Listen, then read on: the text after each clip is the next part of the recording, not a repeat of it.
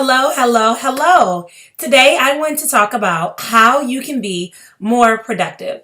Now, productivity is like my love. Like, I absolutely love talking about ways that you can increase your productivity, ways that you can improve your success, ways that you can avoid just simply being busy, but instead you can learn how you can be productive. So, a lot of times when I work with women, it doesn't matter what goal they're working on. Are they working on saving money? Maybe they're working on losing weight. Maybe they're working on cooking more. Maybe they're working on writing a book. Maybe they're working on starting a business. They have all these different goals, but it always comes down to how they're spending their time. And that's just my favorite part of it, because I think a lot of women overlook the fact that they waste time, that they sort of throw away time. And so one of the things that I really like helping women on is helping them understand ways that they can increase their productivity. So one of the things that I have is called a productivity tracker. It's something that I saw online a couple years ago. And oh, I'm sorry, actually a friend shared it with me a couple years ago. And then I've kind of like revamped it and turned it into my own. And so today I'm going to walk you through it. It's really easy. It's something that you could actually create on your own. And you can adjust it according to your desires, your needs, areas of struggle, so on and so forth. So this is my little productivity tracker. If you notice, it's super filled out. And it's probably backwards for you, but I'll kind of walk you through what it does. So on the top, it has Monday through Friday. A lot of times, those are the most of the days that I'm tracking myself now that I'm kind of in my business. Now, when I was starting my business, I did a lot of work on Saturdays and Sundays because I was working Monday through Friday. But don't get it wrong, I still do things Saturdays and Sundays. So again, this could be adjusted where you could do it Monday through Sunday. It could be adjusted where you could do it Monday through Friday, or simply just Saturdays and Sundays. So on the productivity tracker on the top, again, there's the day of the week, right? And then right here, you have a series of questions or statements that you must answer for each day of the week. So on the first one, you have, what are your goals for today? And so for each day of the week, you're going to write down your goals. Now, some people do this like the week ahead. So maybe on a Sunday, you may sit down and you may write down all your goals for the whole entire week ahead. Some people do it the night before, where you're writing down your goals. Whatever you do, I would avoid doing it the morning of, because a lot of times you're distracted, you're overwhelmed, you're tired, you're rushing, and so you're not really dedicated to. So at the bare minimum, you want to do it the night before, if not the Sunday ahead. So you're going to write down each of your goals for the week ahead. So like some examples of mine, say email and welcome new enrollees, batch 4 blog posts, record YouTube video, organize upcoming challenge, call the discovery calls, revamp my calendar, mail in-store purchases, things like that. So those are some examples of what my goals are, and they're divided. And the reason that they're divided is, one, is so I'm avoiding doing the same tasks over and over every single day. So for example, my store is open 24/7, right? But if every time I get an order, I'm running to the post office, that really doesn't help me. And so I organize one day a week where I'm constantly going to the post office. Same thing with my my copy for social media and my blog post. I batch those all at once. I'm not doing a little bit each day because that can be overwhelming. Now I may go back and edit, so on and so forth, as I'm posting. But for the most part, I'm kind of doing it all in one fell swoop. So then the next thing is, what do you feel good about? So from here down, you pretty much fill that out on the day of. So in the morning when I'm waking up and I'm kind of visualizing my goals, I'm visualizing what my day will look like, I ask myself, what am I excited about? What am I looking forward to? What do I feel good about with this goal? Am I feeling good that will be out of the way? Am I feeling good because now, new people will feel welcomed into my program? Am I feeling good because I'm getting my in-store purchases out and more people will be wearing my shirts? Am I feeling good because I have time with my children? Like, whatever it is, you want to write what you feel good about. And this column really helps because a lot of times when you're distracted, discouraged, overwhelmed, frustrated, tired, you can go back and remember, like, what is that emotion you're looking for? What is that excitement you're looking or seeking to have throughout that day? Okay. So then the third column is, how will you reward yourself? This is so important. A lot of people overlook the fact of reward. They're like, you know what? If I do a good week, then I'll reward myself at the end of the week, right? Or other people on the opposite end of the spectrum are like, I'm going to reward myself every single day with something obscene. This huge wallet, this huge expensive dinner, like things like that.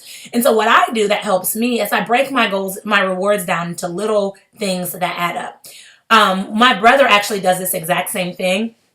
And what he does is he gives himself like $1 each day if he meets his goal. I'm sorry, he gives himself $3 each day if he meets his goals. And if he meets like part of his goals, it'll be $1, maybe $2. And so at the end of the week, he ends up with somewhere between like $9 to $15.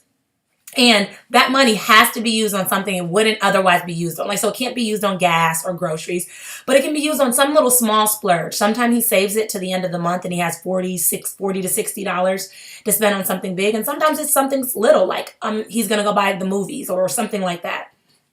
I already have like a different kind of savings plan, so I don't use that, but I do other things. Like, for example, I love Law and Order SVU. I just do. But a lot of times with my really hectic and busy schedule, that thing is kind of put on the back burner. So like right now as we speak, I'm about 2 episodes behind, where I would really like instead to be able to watch it live. You know, that's something that would mean a lot to me. And so sometimes my goal is, or my reward for the day is that I get to watch Law and Order.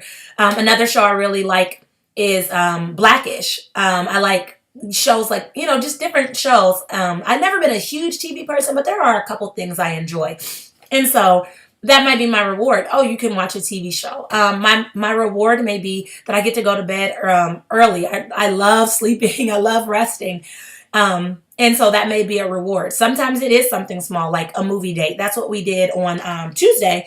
If you look on here, me and my girls, we went to the movies. That was my reward, was to take the girls to the movies.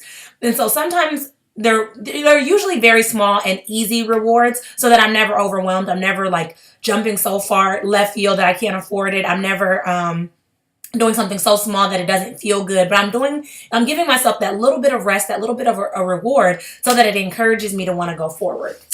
The next column says, what challenges and problems do you expect to face or do you have that will prevent you from doing that? And so maybe, like, for example, let me think of one of mine. So on Thursday, I was overwhelmed because my daughter had Girl Scouts. And so that came in with one of the challenges that I had set was logging in to join a live call for my financial group, my business finance group. And so the challenge that I was looking forward to facing that day what I was expecting to face that day was the fact that my daughter may have missed her event or I was going to miss my event. And so when you're prepping for that and you're thinking in advance, you can start to make accommodations. So for that particular day, I reached out to my mother and I asked her, like, hey, can you take my daughter to Girl Scouts while I attend this event? And it worked out. Sometimes it doesn't, and sometimes you have to give up one or the other. But either way, you are expecting that challenge, so it doesn't hit you as hard because you're not like frustrated that it came out of nowhere. You're already in preparation for it. Now, will you be able to identify every challenge that's going to come? Of course not. You're not going to be able to identify every single challenge, but it still does give you that preparation you need to push forward. So, and through those challenges. So, another thing, I do these bottom ones at the end of each day. And so the first one I do for the Sunday ahead. The next 3 I do the beginning of my morning before I even get my morning started. I have an entire morning routine that I do. And then the last 3 is that I do these at the end of each day. So the next one says, did you notice any self-statements that were negative? This is a big one because a lot of times we don't realize the power that our mind has on us. And so we'll go through the day and say things like, I was driving my daughter to school and she caught me the other day, but I was like, oh my gosh, this morning really sucks. And what I was frustrated at traffic, right? But I made this statement out loud and I feel like I was sort of speaking it into existence. And she told me, she said, Mom, don't say things like that because then you'll start to believe that it really sucks. And I was like, wow, thank you. Thank you for that reminder. And so processing this at the end of the day helps you remember, like, what negative statements did you say? Oh, this day is going to suck. I'm uncomfortable. Writing isn't going the way I want it to. I give up. I'm over it. Those kind of statements. And once you realize that you're saying those frequently, you can start to kind of reframe your mind. But without being aware of that, you're not going to really notice the impact that those statements have on you. And as I write these things down, like as I'm writing down the negative statement that I said each day, it helps me to start thinking about like what impact did that have on me. So then I started to feel more irritable. Then I started to really feel discouraged. Then I started to feel impatient or whatever it is. You realize the impact that it truly has on you because you're processing through it. And so that's a really, really big deal. The other thing I've noticed because I've done this for a while is that my negative statements have started to reduce. Like there's some days where I don't have any negative statements. And there's some days I have 5. But when I was beginning, I'm telling you, I was saying like 15, 20 negative statements a day. It felt like every hour there was something negative. I just had a very pessimistic outlook, and that became very overwhelming or frustrating. But I was able to learn by doing this. So then what you do, you follow this up with any positive statements that I can replace this with. And so that helps, because when you're starting to practice these positive statements, you're writing them down, you're internalizing them. That helps you to have like armor almost to fight against when you're saying these negative comments. So I'll read you some examples of my positive statements. So I will choose to focus on the good instead. One of the things I said is, I am so uncomfortable. And my positive statement in response to that was, I am growing closer to my goals. Another negative statement I said this week was, I give up. And my positive statement was, I am tired and I deserve to take a break and start over refreshed and renewed. So things like that. These are just positive statements that you kind of use to like change, to turn that thing to the opposite direction, right? You want to be working towards your goals. You want to be moving towards your goals, but saying those negative things, internalizing those negative things are actually pushing you further away from that goal. And so you want to start reframing your mind with those positive statements so you can internalize positivity instead of negativity. And then the next one is, what are your specific goals for tomorrow? So this is really helpful. Like, a lot of people are like, well, if you did this the week ahead, you already know your goals. But the reason I do this at the end of the day is because sometimes you don't reach all of your goals for that day. So maybe on Monday you said, all right, I'm going to write chapter 3. I'm going to email all my staff members, and I am going to talk to my publicist, right? Let's say that that's your goal. Well, maybe you did 2 of the 3, but you forgot to talk to your publicist. So at the end of the day, your specific goal for tomorrow is, you cannot end the day without reaching out to your publicist, because now that goal has moved from that day to the day ahead. And so this is really helpful because it lets you reflect to kind of rate yourself. Did I accomplish what I said I was going to accomplish, or did I not? And that brings up another point. If you notice, this column isn't super long. A lot of people have these like 400-page to-do lists, right? These 15 check-offs boxes on their to-do list or checklist. I don't believe in that. I believe that, okay, so yes, you have a lot of things you need to do, but I believe that every day you need to narrow it down to your top 3 to 5 things that must be done in order for you to be successful. And when you look at it that way, then you're more likely to feel encouraged, because you're not, 1, not overwhelmed.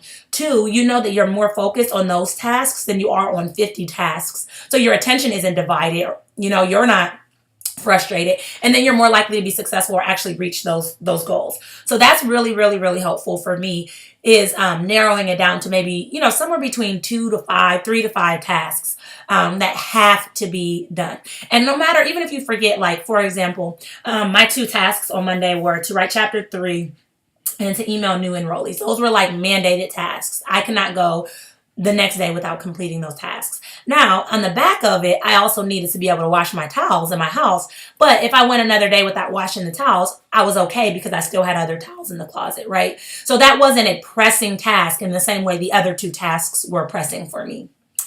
And then the final thing is just comments. So maybe notes that you want to write to yourself. Like, you can write kind notes to yourself, like, you're doing such a great job, keep it up. Or you can write other things like, you know what, I notice more success if I batch my social media posts on Monday than I do on Sunday. Or it was easier to run errands today between 11 and 12 because nobody was out driving. Whatever it is, you can write these little notes to yourself to kind of encourage yourself and remind yourself, so that when you're sitting down on Sunday, the week ahead, or maybe the next day, you can reference that notes or that comment section to kind of inform your steps and to inform what you're going to plug in to this chart for the next week or the next several days.